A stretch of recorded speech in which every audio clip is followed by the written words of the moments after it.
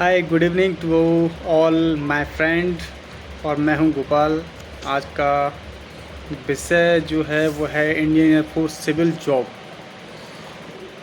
तो ये जो जॉब है बहुत ही अच्छी जॉब है और सिविलियन जो स्टूडेंट्स हैं या जो कैंडिडेट्स हैं वो तैयारी कर रहे हैं उनके लिए काफ़ी अच्छी अपॉर्चुनिटी है। और जिसकी जो डेट है वो भी 2 मई 2026 से लेके 1 जून 2026 तक है। इस बीच आप इसका फॉर्म फिल कर सकते हैं।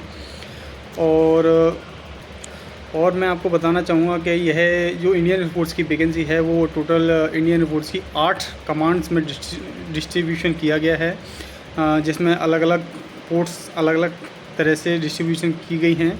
इसके बारे में आपको बताना चाहूँगा। सबसे पहली कमांड है हेड क्वार्टर मेंटेनेंस, जिसके अंदर 14 पोस्ट हैं। दूसरा है हेड क्वार्टर ट्रेनिंग कमांड्स, जिसके अंदर 5 पोस्ट हैं। तीसरा है head quarter central air command, जिसके अंदर 3 पोस्ट हैं। चौथा है head quarter western air command, जिसके अंदर 6 पोस्ट हैं। और आपका 5वां है ईस्टर्न एयर कमांड, जिसके अंदर 6 पोस्ट हैं। 6वां है आपका head quarter south western air command, जिसके अंदर 5 पोस्ट हैं। और 7वां है head quarter southern air command, जिसके अंदर 1 पोस्ट है। और लास्ट है इंडिपेंडेंट यूनिट एयर फोर्स की, जिसके अंदर 7 पोस्ट हैं। इस प्रकार टोटल मिलाकर 47 यानी 47 पोस्ट निकाली गई हैं। इसका जो एज क्राइटेरिया है वो आपका 18 से लेके 25 साल तक है। और जो ओबीसी कैंडिडेट्स हैं उनके लिए 3 साल की छूट है। और जो एसटी कैंडिडेट हैं उनके लिए आपकी 5 साल की छूट है। साथ ही मैं आपको बताना चाहूँगा जो डिपार्टमेंटली एम्प्लॉइज़ हैं अनरिज़र्व, वो 40 साल तक इसको भर सकते हैं। और जो अनरिज़र्व नहीं है, जो एसटी कैटेगरी के हैं, वो 45 साल तक इस फॉर्म को भर सकते हैं। ओबीसी इसको 43 साल तक भर सकते हैं। तो इस प्रकार से एज क्राइटेरिया इसमें है। साथ ही मैं बताना चाहूँगा जो उसके अंदर पोस्ट निकली हैं वो 3 टाइप्स की पोस्ट निकली हुई हैं। पहला है आपका एलडीसी, जो कि आफ्टर 12th प्लस आपका 35 पर मिनट इंग्लिश टाइपिंग। और दूसरा हिंदी है जो 30 वर्ड प्रति मिनट मांगी गई है। इसके बाद जो पोस्ट आई है सेकंड, वो है हिंदी टाइपिस्ट की जो भी वो भी 12th पास है। और इसके इसमें केवल आपका हिंदी टाइपिस्ट होगा, जो कि 30 वर्ड प्रति मिनट की स्पीड से होगी। तीसरी जो पोस्ट है वो आई है आपका सिविलियन मैकेनिकल ट्रांसपोर्ट ड्राइवर की, जो कि मैट्रिकुलेशन है। और इसके अंदर आपसे लाइसेंस मांगा गया है, चाहे आपके पास लाइट लाइसेंस हो या फिर हैवी हो। दूसरा, आपको 2 साल का ड्राइविंग में आपका एक्सपीरियंस मांगेगा, तो ये आपका होना कंपलसरी है। अगर ये आपके पास नहीं है तो आप इसका फॉर्म फिल नहीं कर सकते हैं।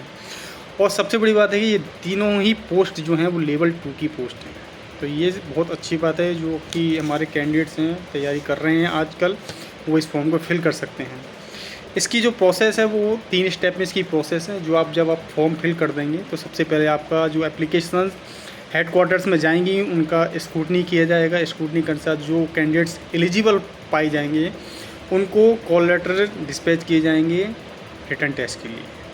जब आप रिटन टेस्ट में क्वालिफाई हो जाएंगे तो उसके बाद थर्ड स्टेज जो आती है उसमें आपका स्किल्स और प्रैक्टिकल और आपका टाइपिंग टेस्ट जो है वो होगा।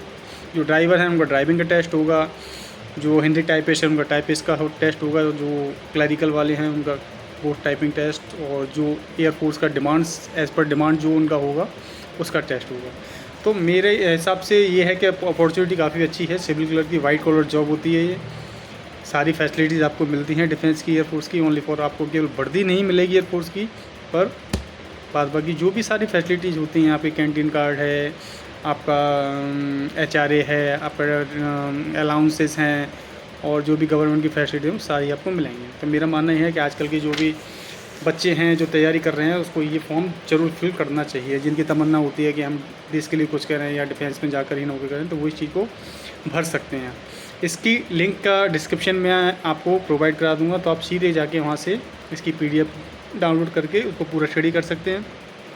पर मेरा सभी बच्चों से मानना यह है कि सबसे पहले फॉर्म फिल करने से पहले इसका पूरा क्राइटेरिया आप अच्छे से चेक कर लें, आप उसके लिए एलिजिबल हैं कि नहीं हैं। मालूम पड़ा आप उसके लिए एलिजिबल नहीं है, आपने फॉर्म फिल कर दिया, फिर आपका फॉर्म रिजेक्ट हो गया और आप सोचेंगे हमारा फॉर्म नहीं आया, हमारा कॉल लेटर हमको नहीं आया। तो आप सारे क्राइटेरिया हैं जो भी इंडियन एयरफोर्स की तरह से आपको नोटिफिकेशन में दिए गए हैं, वो सारे आप अच्छे से उसको स्टडी करने के बाद ही फॉर्म को फिल कर रहे हैं।